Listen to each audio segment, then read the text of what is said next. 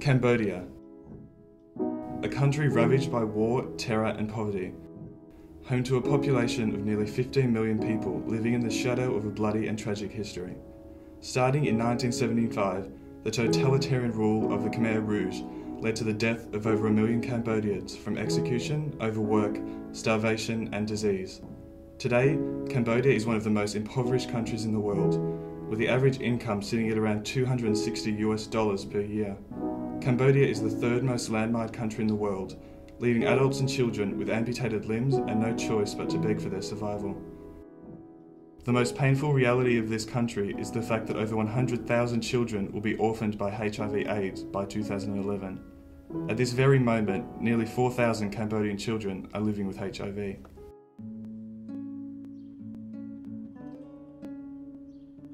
However, beneath the heartbreaking poverty that grips Cambodia, there is hope. The people of this country are strong and full of anticipation for the future. Those who are burdened by poverty and sickness are not ready to give up just yet.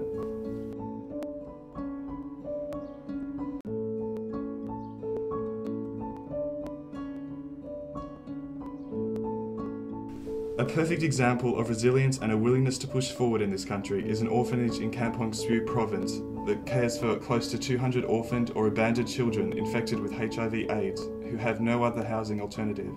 Fondly named Our Village by the children, it is run by American couple John and Kathy Tucker. We're currently caring for 200 plus children who have HIV and AIDS. They were orphaned because their parents died of AIDS. They were with relatives, and the relatives were either too sick, or too poor, or too scared to care for the children, and through numerous avenues they were brought to us and we care for them. We have another 1,000 children who live with relatives in 8 different provinces that we care for, but they're able to stay with their relatives. These are the children that nobody would take and nowhere to go, so those are the children that live in our village.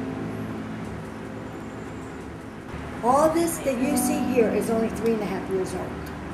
And we have 400 mangoes. We have about 450 papaya trees. Bananas, forget it, I forgot how many we have there. But this is all, if you don't believe in God, just look around you. Because this is all touched by God. Nothing to do with us. Despite the immensely positive change that the village is making to many Cambodian children, there are still many challenges that must be overcome. Death. Death.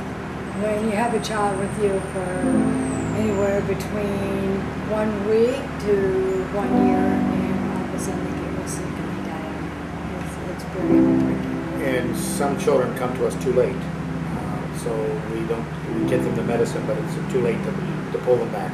And they die, and that's part of what we do here is accompany them at the end. Occasionally we lose a child that we don't expect to lose. A child's doing fine and suddenly develops liver failure or something. The state of medicine in Cambodia is very weak, so sometimes we don't know why they die, but that's the hardest thing we do with this stuff. And also, when we see a child that comes to us that's very weak and that is dying, and we give him started on the special medicine, and then within 2 months, he's walking, riding his bike. Those are miracles. So they offset what the bad times that we go through. Yeah, we have miracles too. We have disappointments, and we have children who we don't think will live, who through the work of God or the work of love or whatever, make it. So that's the other side of it.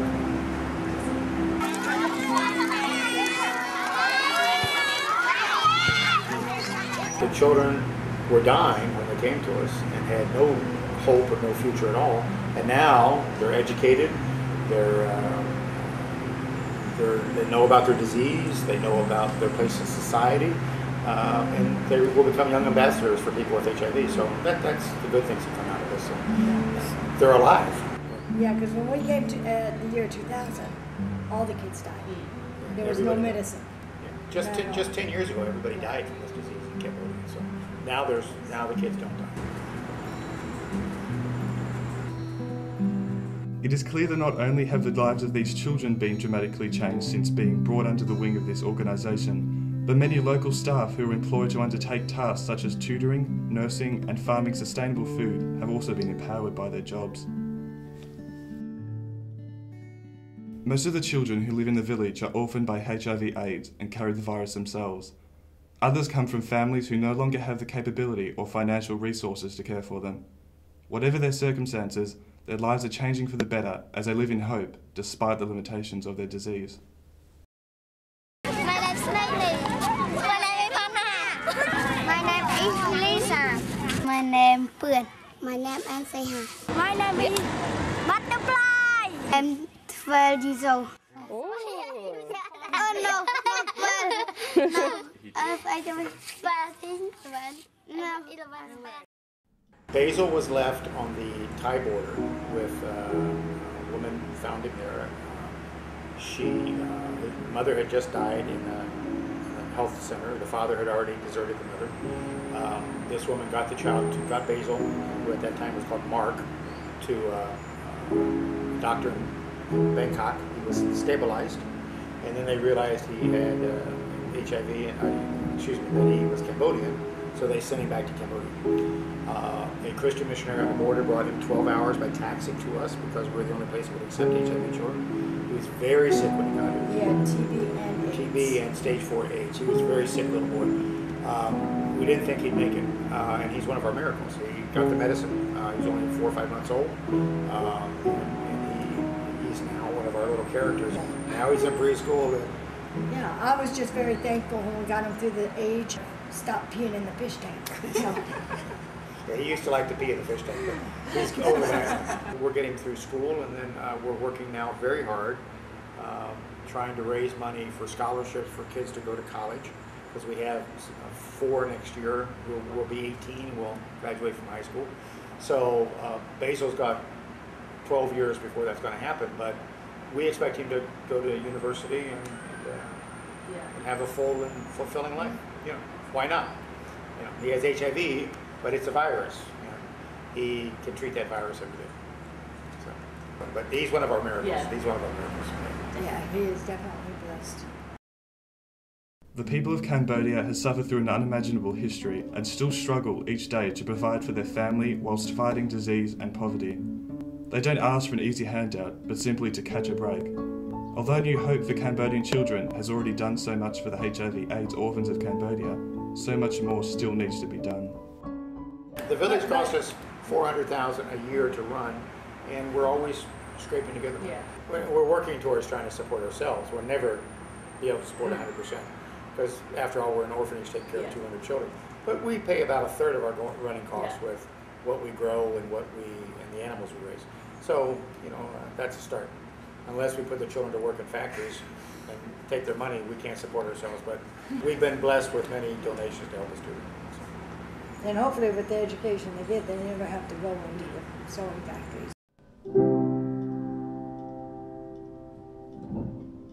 In each and every face that you see in a typical Cambodian street, there is something heartbreaking that makes you draw breath for just an instant.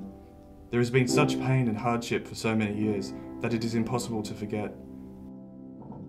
Yet there is also something else there, a determination to seek restoration and a need to move forward.